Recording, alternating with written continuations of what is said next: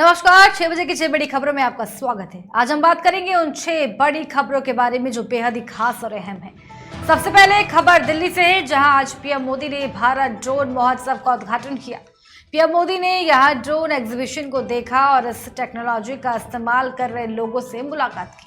इस दौरान उन्होंने यहां मौजूद तमाम लोगों को संबोधित भी किया। इस ड्रोन से आप लोगों को क्या खासियत मिलने वाली है, इस बारे में पीएम मोदी ने तमाम जानकारी दी, जिस पर हम आज विस्तार से बात करेंगे। वहीं दूसरी बड़ी खबर है, स्वतंत्र भारत के पहले और सबसे ज्यादा समय तक प्रधानमंत्री रहे पंडित जवाहरलाल नेहरू से जुड़ी। दरअसल आज देश जवाहरलाल नेहरू की 58वीं पुण्यतिथि मना रहा है। आज पीएम मोदी ने भी ट्वीट करते हुए पंडित जवाहरलाल नेहरू को याद किया और उन्हें श्रद्धांजलि अर्पित की। तीसरी बड़ी खबर देश के सबसे बड़े राज्य उत्तर प्रदेश से जुड़ी हुई है। आज विधानसभा सत्र में सीएम योगी आदित्यनाथ ने अपना भाषण दिया और इस दौरान सीएम ने शायराना अंदाज में विपक्ष पर जमकर निशाना भी साधा। इसके साथ कई अहम विषयों पर भी अपनी बात रखी। चौथी बड़ी खबर में हम आपको बताएंगे कि आखिर कैसे उप मुख्यमंत्री ब्रजेश पाठक ने अपने अनोखे अंदाज में विपक्ष पर हमला बोला। पांचवी बड़ी खबर में बात करेंगे कि कैसे प्रदेश की योगी सरकार के दूसरे कार्यकाल का पहला बजट आने के बाद से ही उत्तर प्रदेश की राजनीति में जुबानी जंग अब और भी तेज हो गई है। इसी कड़ी में भाजपा अध्यक्ष ओम प्रकाश राजभर ने योगी सरकार के इस बजट पर अनेकों सवाल उठाए, तो वहीं दूसरी तरफ सदन में मत्स्य पालन मंत्री संजय निषाद फूट फूट कर रोने लगे। लेकिन इन सब के पीछे की वजह क्या रही, इस बारे में भी आपको विस्तार से बताएंगे। और वहीं हमारी आखिरी खबर, छठी खबर, जिसे जानना आपके लिए बेहद जरूरी है। एक ऐसी खतरनाक बीमारी जिससे अब उत्तर प्रदेश की योगी सरकार भी अलर्ट है। कोरोना महामारी के बाद इस बीमारी ने लोगों की चिंता बढ़ा दी है। क्या है ये बीमारी और कैसे फैलती है, ये भी हम आपको बताएंगे। तो चलिए 6 बजे की 6 बड़ी खबरों की तरफ शुरुआत करते हैं। प्रधानमंत्री नरेंद्र मोदी ने दिल्ली के प्रगति मैदान में देश के सबसे बड़े ड्रोन महोत्सव का उद्घाटन किया।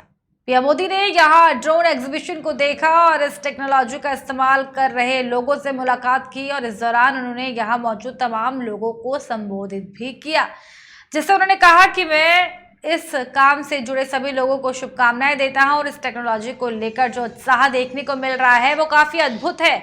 पीएम ने कहा कि पहले टेक्नोलॉजी का डर दिखाया जाता था, लेकिन हमने इसे लोगों तक पहुंचाने का काम किया है। पीएम मोदी ने ड्रोन महोत्सव को संबोधित करते हुए कहा कि आज भारत स्टार्टअप पावर के तौर पर ड्रोन टेक्नोलॉजी में तेजी से आगे बढ़ रहा है। यह उत्सव सिर्फ टेक्नोलॉजी का नहीं है, बल्कि नए भारत की नई गवर्नेंस का, नए प्रयोगों के प्रति अभूतपूर्व पॉजिटिविटी का भी उत्सव है। 8 साल पहले यही वो समय था जब भारत में हमने सुशासन के नए मंत्रों को लागू करने की शुरुआत की थी।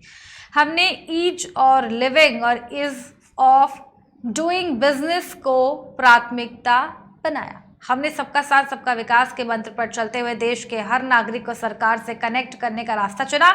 हमने आधुनिक टेक्नोलॉजी पर भरोसा किया। ये उत्सव सिर्फ एक टेक्नोलॉजी का नहीं,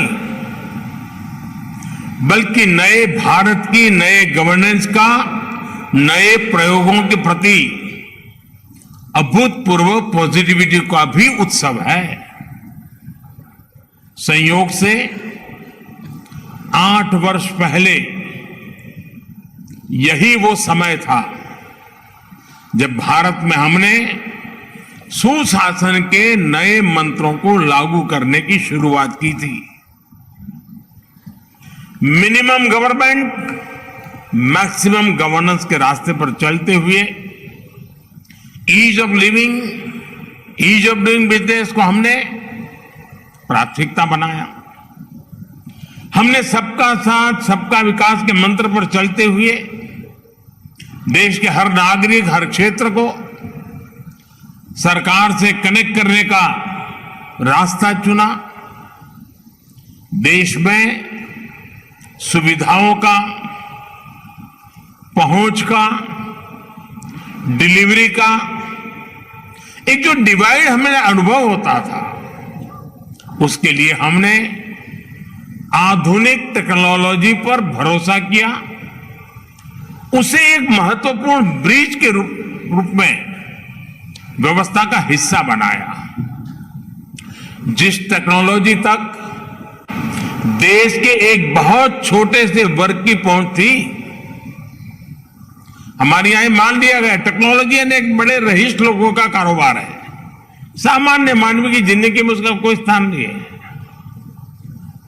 उस पूरी मानसिकता को बदल करके हमने टेक्नोलॉजी को सर्वजन के लिए सुलभ करने की दिशा में अनेक कदम उठाए हैं और आगे भी उठाने वाले हैं।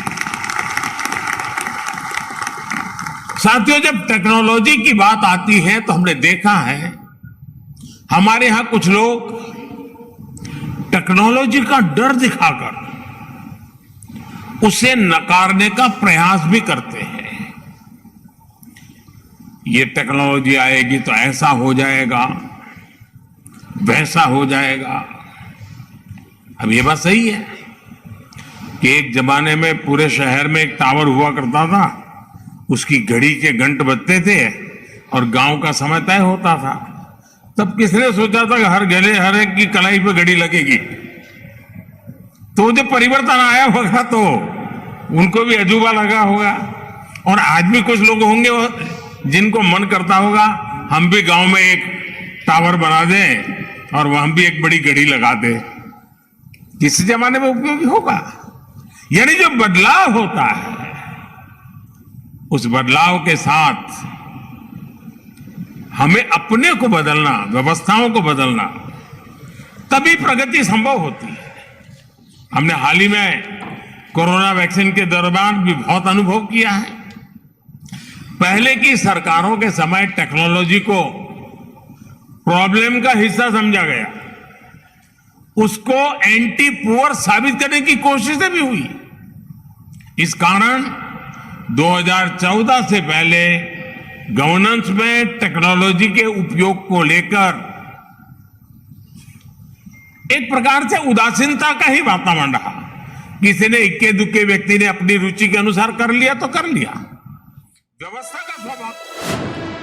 स्वतंत्र भारत के पहले और सबसे ज्यादा समय तक प्रधानमंत्री रहे पंडित जवाहरलाल नेहरू को उनकी 98वीं पुण्यतिथि पर पूरा देश याद कर रहा है। कांग्रेस अध्यक्ष श्रीमती सोनिया गांधी ने देश के प्रथम प्रधानमंत्री पंडित जवाहरलाल नेहरू के समाधि स्थल शांति वन में उनकी पुण्यतिथि पर उन्हें भावपूर्ण श्रद्धांजलि अर्पित की। इस दौरान प्रधानमंत्री नरेंद्र मोदी ने ट्वीट करके कहा, पंडित जवाहरलाल नेहरू जी की पुण्यतिथि पर कोटि कोटि नमन। राहुल गांधी ने ट्वीट करके कहा, उनके निधन के 58 साल बाद पंडित जवाहरलाल नेहरू के विचार, राजनीति और हमारे राष्ट्र के लिए दृष्टिकोण उतने ही प्रासंगिक हैं जितने पहले थे। भारत के इस अमर सपूत के मूल्य हमेशा हमारे कार्य और विवेक का मार्गदर्शन करें। इससे पहले कांग्रेस पार्टी ने आधिकारिक ट्विटर हैंडल से ट्वीट करके कहा, उनके दिमाग में तो दो बातें थी, हमारे राष्ट्र की स्वतंत्रता, हमारे लोगों की समृद्धि और पृथ्वी पर कोई भी ताकत। उस समय का सबसे बड़ा साम्राज्य भी। उन्होंने इन सपनों को साकार करने के लिए अथक प्रयास करने से कभी खुद को नहीं रोक सके। पंडित नेहरू निडरता के व्यक्ति थे। आपको बता दें कि पंडित नेहरू ब्रिटिश शासन के खिलाफ भारतीय स्वतंत्रता संग्राम के महान सेनानी थे। वे लोकतंत्र, धर्मनिरपेक्षता और समाजवाद में विश्वास रखते थे। साल 1955 में पंडित नेहरू को भारत के सर्वोच्च नागरिक सम्मान भारत रत्न से सम्मानित किया गया। पंडित नेहरू ने देश की कमान तब संभाली जब देश भुखमरी, गरीबी और अशिक्षा जैसी महामारी की स्थिति से गुजर रहा था। पंडित नेहरू एक महान राजनीतिज्ञ और प्रभावशाली वक्ता होने के साथ साथ महान लेखक भी थे।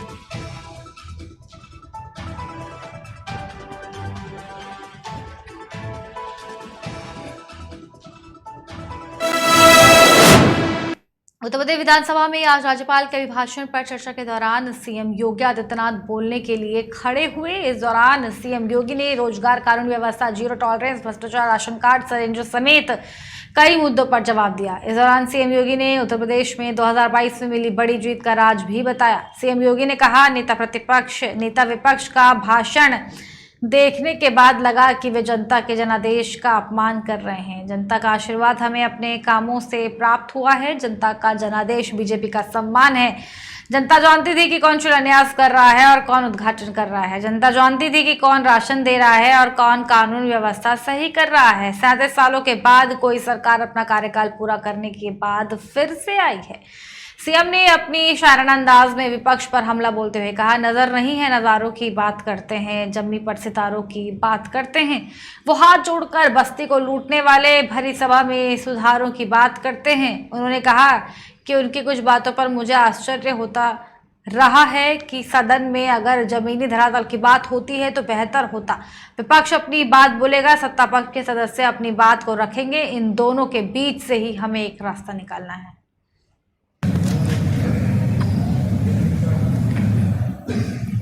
वो स्वाभाविक रूप से नेता प्रतिपक्ष होने के नाते उन्हें अपनी बातों को कहना था, लेकिन मुझे नेता प्रतिपक्ष की कुछ बातों को लेकर के बहुत आश्चर्य हो रहा था। और ऐसा लगता था कि एक होता है कि व्यक्ति चुनावी सभाओं में बात करता है, वहां पर वह अपनी अपनी मीठी मीठी बातों को बोलता है, लेकिन सदन में चुना गया सदस्य तो यह प्रदेश के अलग अलग भागों से चुन करके आया है। जमीनी धरातल की बात उनके सामने अगर होती तो बहुत अच्छा होता। और मुझे उनकी भाषण पर एक बात कहनी है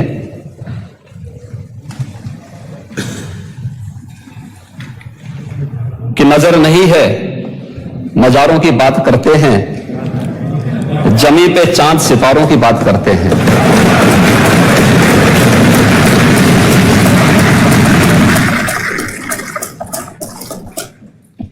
वो हाथ जोड़ के बस्ती को लूटने वाले भरी सभा में सुधारों की बात करते हैं।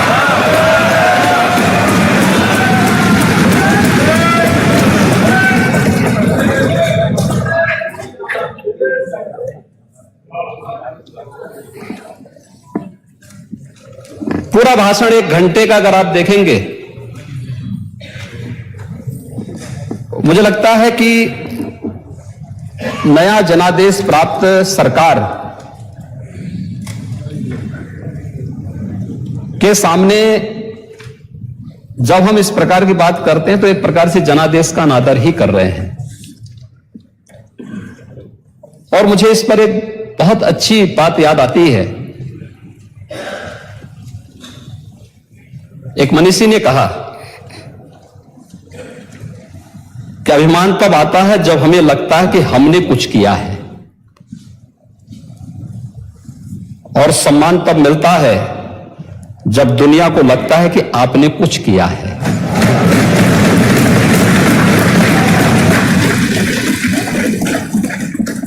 भारतीय जनता पार्टी और उससे जुड़े हुए सहयोगी दलों को जो जनादेश प्राप्त हुआ है, ये उसी सम्मान का प्रतीक है। जनता जनार्दन का आशीर्वाद प्राप्त हुआ। हमारे यशस्वी नेता श्री नरेंद्र मोदी जी के मार्गदर्शन और नेतृत्व में पूरे देश के अंदर हर एक चुनाव को हम लोग लड़ते हैं, और उसमें जनता जनार्दन का आशीर्वाद हमारे कार्यों से प्राप्त होता है। कार्यों का ही उल्लेख यहां पर श्री राज्यपाल जी ने किया था, और उन कार्यों पर चर्चा होती तो अच्छा होता। हम उस पर भी थोड़ा थोड़ा चर्चा करने का प्रयास करेंगे, लेकिन जनता जनार्दन के द्वारा प्राप्त जनादेश, यह भारतीय जनता पार्टी नेतृत्व की सरकार के प्रति एक सम्मान है और जनता जनार्दन का आशीर्वाद है। हम ढिंडोरा पीट पीट करके ये नहीं कहते थे कि हमने मेट्रो चला ली, हमने एक्सप्रेसवे बना लिया, हमने एयर कनेक्टिविटी दे दी। जनता जानती थी कौन शिलान्यास कर रहा है, कौन उद्घाटन कर रहा है, कौन राशन दे रहा है, कौन अपराधों को नियंत्रित कर रहा है। कौन निवेश को ला रहा है, कौन नौजवानों को रोजगार दे रहा है, ये जनता जनार्दन जानती थी। और इसीलिए जनता जनार्दन ने भी 37 वर्षों के बाद कोई सरकार अपना 5 साल का कार्यकाल पूरा की, कार्यकाल पूरा करने के बाद फिर से आई है और फिर से धमाकेदार तरीके से अपना काम प्रारंभ भी कर रही है। किसानों के प्रशिक्षण, किसानों को उत्तम बीज देना, किसानों को अच्छी तकनीक देना, और किसान आज खाद्यान्न आत्मनिर्भरता के साथ साथ देश के अंदर खाद्यान्न में सर्वाधिक खाद्यान्न उत्पादन वाले राज्य के रूप में उत्तर प्रदेश को हमारे अन्नदाता किसान फिर से लेके आए हैं। सर्वाधिक चीनी उत्पादन करने वाले राज्य के रूप में उत्तर प्रदेश फिर से स्थापित हो गया है। नहीं तो पिछड़ता जा रहा था। हर एक फील्ड में वो उत्तर प्रदेश को पिछड़ते जा रहे थे। आज ये सभी कृषि विज्ञान केंद्र प्रदेश के अंदर फिर से काम करने प्रारंभ हो गए हैं। ई नाम के साथ प्रदेश की मंडियों के आधुनिकीकरण के साथ साथ उनके विस्तारीकरण की कार्रवाई को आगे बढ़ाना, और 125 मंडियों को इस दौरान प्रदेश के अंदर ई नाम के साथ जोड़ने की कार्रवाई भी हुई। और यही नहीं, प्रदेश के अंदर किसानों के अलावा जो गन्ना किसानों की अन्य समस्याएं थी, महोदय, चीनी मिलें बंद होती थी क्योंकि किस प्रकार का सिंगांजा उन पे कसा हुआ था, बंद करने की साजिश होती थी, फिर उसको औने पौने दाम पर बेचने की साजिश होती थी। आज तो चीनी मिलें, हम लोगों ने भारत सरकार से अनुरोध किया कि उत्तर प्रदेश की चीनी मिलों को शुगर प्रोडक्शन के साथ साथ इथेनॉल प्रोडक्शन के साथ भी जोड़ा जाए। और मैं आभारी हूं प्रधानमंत्री जी का, जिन्होंने परमिशन दी पूरे देश के अंदर, और हम लोग इसके माध्यम से देश के अंदर आज सर्वाधिक इथेनॉल उत्तर प्रदेश की चीनी मिलों में उत्पादन हो रहा है। यह इस समय 107.21 करोड़ लीटर हो गया उत्तर प्रदेश में इस समय इथेनॉल का जो उत्पादन हो रहा है, और उत्तर प्रदेश देश का सबसे बड़ा इथेनॉल आपूर्तिकर्ता राज्य के रूप में भी स्थापित हुआ है। यानी ये पैसा पहले पेट्रो डॉलर के रूप में बाहर जाता है, अब वो पैसा बाहर नहीं जाएगा, बल्कि इथेनॉल के रूप में, जब उस इथेनॉल का इस्तेमाल यहां के वाहनों में उपयोग करने के लिए अभी उसको 10% फिर 20% तक बढ़ाने की कार्रवाई आगे बढ़ी है। लेकिन जब एक प्रक्रिया आगे बढ़ेगी, ये पैसा भी जो जा रहा है किसान के खाते में जा रहा, अन्नदाता किसान को जो पैसा पहले बाहर जाता था, गल्फ कंट्रीज को जाता था, अब वहां न जाकर के वो पैसा हमारे अन्नदाता किसान की जेब में डालने का काम प्रधानमंत्री मोदी जी ने किया है, और ये किसान की आमदनी को कई गुना बढ़ाया है। ये उत्तर प्रदेश में इस दौरान हुआ है। और महोदय, यही नहीं, प्रदेश के अंदर अन्नदाता किसान को, उत्तर प्रदेश को मैं बार बार कहता हूं, उत्तर प्रदेश तो प्रकृति और परमात्मा का प्रदेश है। दुनिया की सबसे फर्टाइल लैंड हमारे पास है, सबसे अच्छा जल संसाधन हमारे पास है। पिछली सरकारों में होड़ लगी रहती थी कि कितने ब्लॉक को हम डार्क जोन घोषित कर लें, डार्क जोन घोषित करने की होड़ लगी रहती थी। हमने डार्क जोन से उसे उभारने का अभी उत्तर प्रदेश की योगी सरकार ने बीते दिन गुरुवार को अपने दूसरे कार्यकाल का पहला बजट पेश किया। वित्त मंत्री सुरेश खन्ना ने विधानसभा में राज्य के लिए 6,15,518 करोड़ का बजट प्रस्तावित किया था। बजट पेश होने के बाद से ही विपक्ष योगी सरकार पर लगातार हमलावर होता नजर आ रहा है, जिसके बाद प्रदेश के उप मुख्यमंत्री ब्रजेश पाठक ने मीडिया से बात करते हुए विपक्ष को आड़े हाथ लिया। उन्होंने इस दौरान क्या कुछ कहा, देखिए हमारी इस रिपोर्ट में। अभी मात्र कुछ दिनों पहले चुनाव में उत्तर प्रदेश की जनमानस ने उन्हें हाशिए पर पटका है। उनके पास न कोई नीति है, न कोई एजेंडा है। सिर्फ एक परिवार को आगे बढ़ा करके गुंडे, माफिया, मवालियों की फौज इकट्ठा करके प्रदेश के अमन चैन को डिस्टर्ब करना उनका एजेंडा है, और जनता ने नकार दिया है। कल जो बजट प्रस्तुत हुआ है वो प्रदेश के चतुर्मुखी विकास में किसानों को, माताओं बहनों को, नौजवानों को, व्यापारियों को, प्रदेश के इंफ्रास्ट्रक्चर को, और सबसे बड़ी बात ही स्वास्थ्य के क्षेत्र में अभूतपूर्व काम हुआ है। आप देखेंगे इस बजट के बाद उत्तर प्रदेश बहुत तेजी के साथ आगे बढ़ सकेगा। सबका साथ, सबका विकास, सबका विश्वास के तहत हम लोग काम कर रहे हैं, और प्रदेश के आम जनमानस ने बजट को सराहा है। उत्तर प्रदेश के सबसे बड़े बजट को लेकर के अखिलेश यादव ने कांग्रेस ने दरअसल आप जानते हो जिन विपक्ष की आप बात कर रहे हैं, पहले वो अपने गिरेबान में झांकें। जब जब उत्तर प्रदेश में उन्हें काम करने का अवसर प्रदेश के जनता ने दिया है, उन्होंने सफाई में बार बालाओं का डांस कराया है, दूसरे लोगों ने अपने परिवार को आगे बढ़ाया है, बड़े बड़े प्रोजेक्ट हासिल किए हैं। जबकि उत्तर प्रदेश में माननीय मुख्यमंत्री योगी आदित्यनाथ जी के नेतृत्व में आम जनता को महसूस हो रहा है कि उसकी अपनी सरकार है जो उनको सत्ता में भागीदारी दे रही है और उनके सुख दुख में खड़ी है। आज गरीबों को पक्का मकान मिल रहा है, आज शुद्ध पेयजल घर में नल से जल मिल रहा है, बिजली एलईडी बल्ब जो बड़े बड़े मकानों में कोठियों में जलता था आज सभी गरीबों के मकान में जल रहा है। उज्ज्वला गैस योजना की कोई चर्चा नहीं करेगा।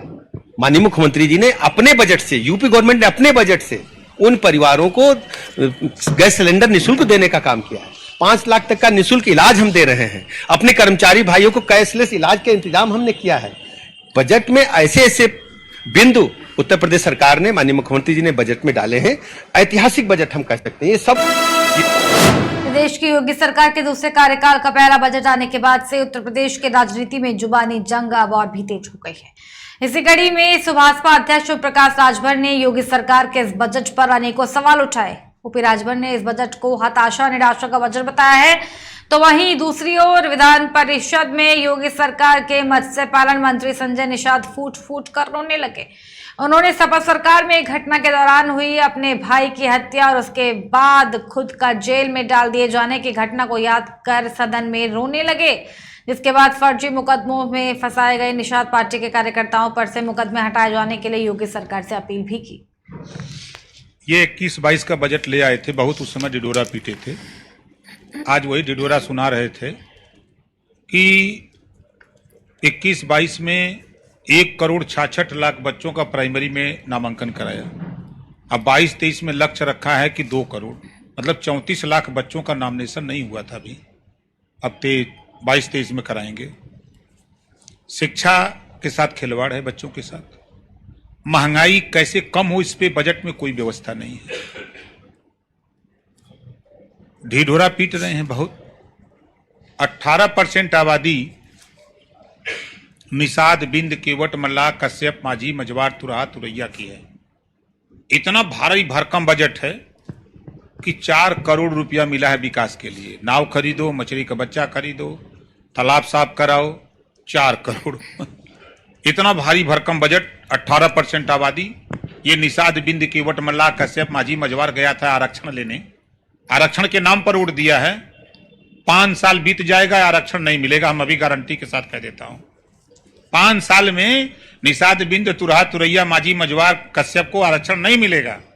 ये इसी तरह बाजा बजाते रहें और 4 करोड़ मिला, झुंझुना थमा दिया है। उसी तरह आइए, इनके बड़ा ढिढोरा पीट रहे थे पिछले बजट में पूर्वांचल पर। 6 महीना हुआ है बने 6 महीना उद्घाटन हुए हो गया। 1000 से ज्यादा चक्की लग चुकी उस सड़क पर। इतना बढ़िया बना है कि 1000 से ज्यादा चक्की लग गई 6 महीने में। अभी जब पानी से और डामर से भेंट होता है तो दोनों एक दूसरे के दुश्मन हैं। बरसात होगा ना तो इधर से जो गाड़ी लेके जाई तो पाटा से गब से भीतर चल जाई, वो पता न लगे कि कहां चली गया। ये बजट जो है शुद्ध रूप से हताशा और निराशा का बजट है। इस बजट से आप देखिएगा कि शहरों में पहले दूध मंडी, गल्ला मंडी, सब्जी मंडी लगती थी, अब लेबर मंडी लगती है। क्या इस बजट से वो लेबर मंडी हट जाएगी? उस गरीब कमजोर को क्या मिलेगा? ये पिछड़े दलित वंचित को क्या मिलेगा? अल्पसंख्यक को क्या मिलेगा? उससे जिनको मिलता है उन्हीं को मिलेगा। तो इस बजट से कुछ नहीं है। ये सन 52 से चुनाव हो रहे हैं। जो पार्टी सत्ता में आती है वो अपना बजट पेश करती है और ये अनवरत एक प्रक्रिया है। आज ये सत्ता में है, ये बजट पेश किए हैं पहले साल का अपना, दूसरे टर्न के पहले साल का। आप देखिएगा इसी तरह 5 साल में ऐसा भावकाल बनाएंगे, लेकिन पोल खुलती जाएगी। कल अपनी आवाज को मैं उठा रहा था। मेरे लोग 7 जून 2015 को कसरवल कांड में रेल केंद्र सरकार की होती है, मेरे लोग रेल से आवाज उठा रहे थे, समाजवादी पार्टी ने गोली मरवाया, एक मेरा भाई मारा गया और मेरे तेरा भाई मारा गया और 302 का मूल्य हमें बना दिया। मैं बधाई दूंगा मानी, मेरे को जेल में हमें तन्हाई में रखा गया था। मैं धन्यवाद दूंगा योगी आदित्यनाथ को, ये मेरा ऐसे लोगों को देश में राजनीति करने का हक नहीं है। हमें सबसे बड़ा अपराधी घोषित किया था, यही जगह देता यहाँ कैसे जिंदा है मैं जानता हूँ। मेरे पास न्याय होना चाहिए। माननीय जी, इन जातियों के साथ तो मेरा मुकदमा वापस होना चाहिए। मेरे साथ तो जेल में इन्होंने 2015 को फर्जी 302 का मुकदमा लगाया। मेरे 6 साथियों को फर्जी करता दिखा के बंद कर दिया। मैंने 156 दिन दाखिल कर दिया और कोर्ट ने मान लिया कि गोली पुलिस की चली है। मैं चाहता हूं इस पर जांच हो, मेरे मुकदमे वापस हो जाए, सारे लोगों के मुकदमे हो जाए। मैं धन्यवाद दूंगा योगी जी को कि मेरे जान को बचाया है। आगे इस समाज के लिए काम करेंगे। धन्यवाद। दुनिया भर में मंकी पॉक्स के मामले बढ़ रहे हैं। इसे देखते हुए उत्तर प्रदेश सरकार ने अंतर्राष्ट्रीय यात्रा से आने वाले व्यक्तियों के ऊपर नजर रखने का फैसला लिया है। संक्रामक रोगों के निदेशक अधिकारी ने कहा है कि चकत्ते वाले लोगों और अंतर्राष्ट्रीय यात्रा करके आए लोगों की निगरानी करने की जरूरत है। विभाग ने गुरुवार शाम को एक एडवाइजरी जारी कर कहा कि अंतर्राष्ट्रीय यात्रा के इतिहास वाले दूसरे राज्य से आने वाले यात्रियों पर भी विशेष ध्यान दिया जाएगा। स्वास्थ्य अधिकारियों को मानक संचालन प्रक्रियाओं एसओपी का पालन करने का निर्देश दिया गया है। एक वरिष्ठ स्वास्थ्य अधिकारी ने कहा कि संदिग्ध मरीजों को तब तक आइसोलेशन में रहने की जरूरत है जब तक कि उन्हें रेसेस वाली जगह पर नई त्वचा ना मिल जाए या डॉक्टर आइसोलेशन खत्म करने की सलाह ना दे। ब्लड और थूक के sample national institute of virology Pune और कॉन्टैक्ट ट्रेसिंग को भेजे जाएंगे। राज्य के सभी मुख्य चिकित्सा अधिकारियों को भेजे गए परामर्श के अनुसार जो लोग किसी मरीज के संपर्क में आए हैं उनकी पिछले 21 दिनों की अवधि तक जांच की जानी चाहिए। एसोसिएशन ऑफ इंटरनेशनल डॉक्टर्स के महासचिव डॉक्टर अभिषेक शुक्ला ने कहा कि मंकी पॉक्स के अधिकांश रोगियों ने बुखार, चकत्ते और सूजन, लिम्फ नोड्स की सूचना दी है। यह संदेह है कि मानव से मानव संचरण बड़ी श्वन बूंदों के माध्यम से होता है।